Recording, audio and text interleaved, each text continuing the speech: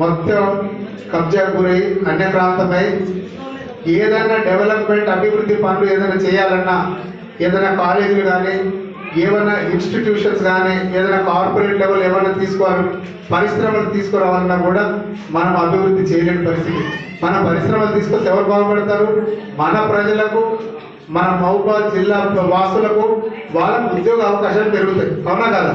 అలాంటిది మొత్తం అన్యక్రాంతం అయిపోయింది. ఇప్పుడు 3000 ఎకరాల నుంచి ఇప్పుడు 100 ఎకరాలకు వచ్చేసింది. అవి కూడా తప్పకుండా గవర్నమెంట్ భూమి ఏదైతే ఉందో ఇంచు కూడా వదలకుండా మొత్తం సర్వే చేయించి గవర్నమెంట్కి అప్పగించే బాధ్యత మేము తీసుకుంటామని తెలియజేస్తూ, మొన్నటి వరంగల్ మీటింగ్లో పొంగులేటి శ్రీనివాసరెడ్డి గారు రెవెన్యూ మంత్రి వారు కూడా కలెక్టర్ గారికి అలాగే ఎస్పీ గారికి ఆదేశాలు ఇవ్వడం జరిగింది. ప్రతి గుంట భూమిని మీరు వదలకుండా ఫెన్సింగ్ వేయండి, అదనంగా ఫెన్సింగ్ అయ్యి ఖర్చు ఇప్పించే బాధ్యత నాదని చెప్పేసి పొంగులేటి శ్రీనివాసరెడ్డి గారు వారు చెప్పడం జరిగింది. నేను ఒకటే చెప్తా ఉన్నా, ఎవరన్నా గవర్నమెంట్ భూములను కనుక వాళ్ళు ఆక్రమించుకుంటే నేను ఒకటే చెప్తా ఉన్నా, మీరు కబ్జా చేసుకున్న భూములను దయచేసి ప్రభుత్వానికి ఇచ్చేయండి. లేకపోతే మీకు కొరడా చూపించాల్సి వస్తుంది. ఎందుకంటే మేము లాక్కునేందుకంటే ముందే మీ అంతటా మీరే స్వయం ఇచ్చేస్తే గౌరవప్రదంగా ఉంటుందని చెప్పేసి ఈ సభాముఖంగా తెలియజేస్తున్నాం. అలాగే మన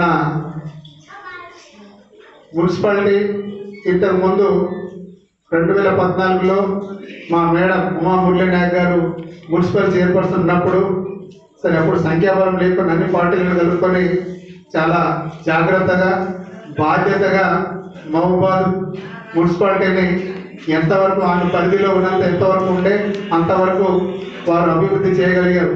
అప్పుడు వాళ్ళకి స్వేచ్ఛ ఉండేది. కానీ 2018లో టీఆర్ఎస్ పార్టీ ముదిరి ఇప్పుడు ఉన్నటువంటి ఫండ్స్ సరిపోక వాళ్ళు ఏం చేశారంటే మొత్తం కలెక్టర్కు అడిషనల్ కలెక్టర్ పవర్స్ ఇవ్వడం జరిగింది. వీళ్ళు లక్షలు కుమ్మరించి స్థానిక కౌన్సిలర్లుగా నిలబడి డి కొట్లాడుకొని వాళ్ళు అంత కష్టపడి వార్డు కౌన్సిలర్గా గెలిస్తే చివరికి వాళ్ళకి ఏం లేదు, కొత్తగా నామినేటెడ్ పదవుల కంటే ఈయన కొనేవాళ్ళ పదవులు. వీళ్ళు ఏదైనా తీర్మానం చేసి పంపించిన మున్సిపాలిటీలో కూడా ఒకవేళ కలెక్టర్ కానీ అడిషనల్ కలెక్టర్ కానీ వచ్చి దాన్ని రివ్యూ చేసి నిజంగా చేయాలంటే చేస్తే, లేకపోతే అంటే ఇక్కడ ఉన్నటువంటి కౌన్సిలర్ ఎటువంటి హక్కు లేదు అని నేను తెలియజేస్తున్నాను. ఇప్పుడు ఇది మొత్తం మున్సిపాలిటీ డిపార్ట్మెంటే నిర్వీర్యం చేసే విధంగా బీఆర్ఎస్ ప్రభుత్వం చేసింది. ఇది మా దృష్టికి వచ్చింది. దీని గురించి కూడా తగు చర్యలు తీసుకుంటాం.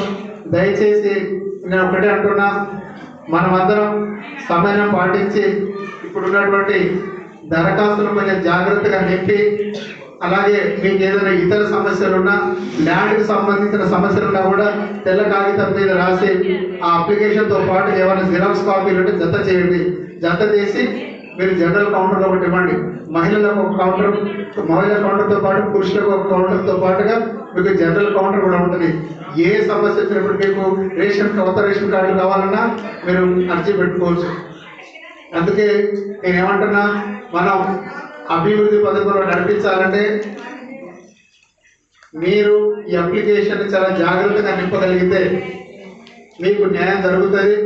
అలాగే నేను ఈ వార్డుకు రావడం, నన్ను ఇంత గొప్పగా నన్ను స్వాగతించడం నిజంగా కూడా మర్చిపోలేని అనుభూతి. అలాగే ఎప్పుడు ఎల్లవేళలా మీకు అందుబాటులో ఉంటా. ఏ చిన్న కష్టం వచ్చిన ఇక్కడ అధికారులు ఉంటారు, నేను ఉంటాను. మీరు యథాస్వేచ్ఛగా నా దగ్గరికి రావచ్చు, మీ సమస్యలను నాకు చెప్పవచ్చు. ఎందుకంటే గత పాలనలు ఎంతసేపు ప్రతిదీ నెట్టేయడానికి ట్రై చేసేవారు, అవునా? అందుబాటులో వచ్చేవాళ్ళు కాదు.